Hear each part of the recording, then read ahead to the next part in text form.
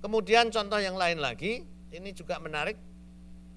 Temanya Tuan Iblis yang masuk ke surga. Mr. Teufel, ya, Teufel ini bahasa Jerman, sama dengan devil bahasa Inggris, yaitu iblis. Ceritanya begini, ini terjadi berapa tahun lalu pada waktu saya di Amerika. Host family saya memberitahukan bahwa kalau Anda mau menolong orang lain, mau menginjil, itu kasihan tetangga kita itu. Seorang diri di rumah, orang Jerman, sudah tua, dan tidak ke gereja. Maka saya datang, tentunya berdoa dulu, dan mengadakan pendekatan. Saya memperkenalkan diri dulu, saya datang dari Indonesia, saya tetangga Bapak, lalu saya kok melihat Bapak seorang diri di rumah, dan saya melihat rumput Bapak ini sudah panjang-panjang. Saya bisa menolong, bantu Bapak, nggak usah bayar, memotong rumput Bapak. Lalu Mr. Teufel ini dengan senang hati mempersilahkan saya, dan saya kemudian disuruh istirahat, kasih air jeruk, minum es, lalu bisa omong-omong. Pada waktu memperkenalkan diri namanya my name is Teufel, saya kaget. Teufel ini kan devil, devil itu kan iblis. Maka melalui nama ini saya mulai menginjili dia. Loh Tuhan, nama Tuhan iblis? Ya, betul. Karena itu saya mau ke neraka. Loh aneh saudara ya. Maka saya makin terbeban, bagaimana saya harus menginjili dia. Dan dia ngomong itu dengan serius saudara. Dia mengatakan, saya punya Bible. Saya percaya surga itu ada, neraka itu ada. Tetapi karena nama saya Teufel, saya pilih neraka. Dan dia ngomong demikian itu serius, bahkan dengan mengeluarkan air mata, membuat saya lebih terenyuh, lebih empati lagi. Kok orang bisa seperti ini ya? Dengan penuh kesadaran karena namanya iblis, dia pilih neraka. Lalu saya kasih dia ayat-ayat termasuk dalam kitab Wahyu yang mengatakan orang yang percaya, orang yang menang akan diberi nama baru. Jadi saya katakan, Tuhan jangan terlalu terikat dengan nama. Perhatikan keselamatan hidup yang kekal. Tetapi berapa hari kemudian saya datang ke rumahnya, saya tanyakan apakah ayat-ayat itu sudah dibaca. Ternyata dia menggoyang kepala. Enggak. Dia tetap mengeraskan hati, tidak membaca ayat-ayat itu. Kemudian saya jelaskan lagi Injil. Dan akhirnya saya tanya, Tuhan, mengapa Tuhan memilih neraka? Apakah penjelasan saya tentang Injil keselamatan ini belum jelas? Lalu apa yang dia lakukan saudara? Dia berkata begini, kamu ini anak muda terlalu baik. Saya di Amerika sampai tua ini belum pernah mendengar Injil sejelas yang kamu beritakan. Tapi maaf, karena nama saya tadi, saya tidak bisa. Wah, saya makin menangis dalam hati saya. Kok aneh ya? Bahkan dia mengatakan sebagai goodwill, kamu minta apa? Akan saya kasih hadiah.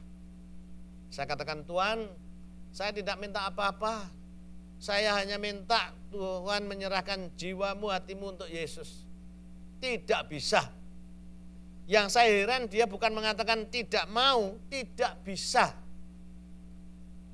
Ya akhirnya saya pulang, agak frustrasi, tetapi mendorong saya untuk lebih berdoa. Saya bertanya kepada Tuhan, Tuhan apa yang menyebabkan Mr. Teufel ini tertutup hatinya. Lalu dalam surat Korintus saya dapat jawaban, bahwa ada ilah-ilah zaman ini yang membutakan matanya. Ilah-ilah zaman ini.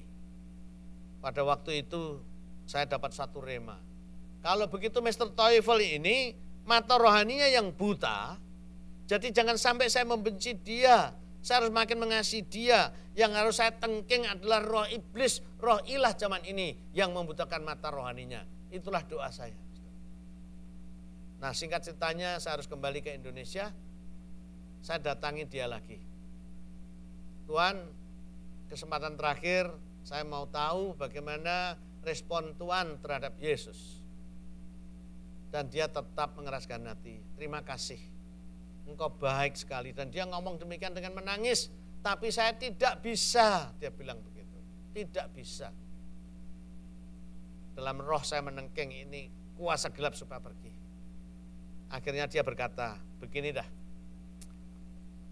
Kiranya kamu yang sudah dengan sabar menginjili saya, mau menerima kenang-kenangan dari saya. Lalu saya diberi kenang-kenangan pisau cukur kumis, ya, yang bagus, stainless steel, ada tempatnya. Begitu. Lalu kali ini saya terima, karena saya mau menghargai dia. Tapi apa yang saya katakan, saudara? Mr. Teufel, terima kasih untuk gift ini.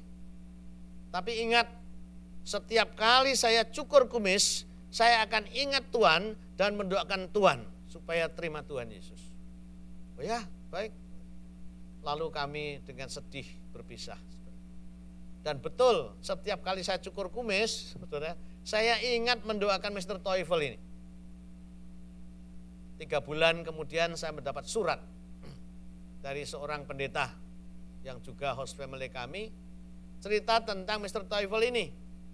Dalam suratnya menjelaskan bahwa dia, tetanggamu yang kamu injili itu sudah mati. Waduh, saya kecewa sekali. Saya tidak berani melanjutkan isi surat itu.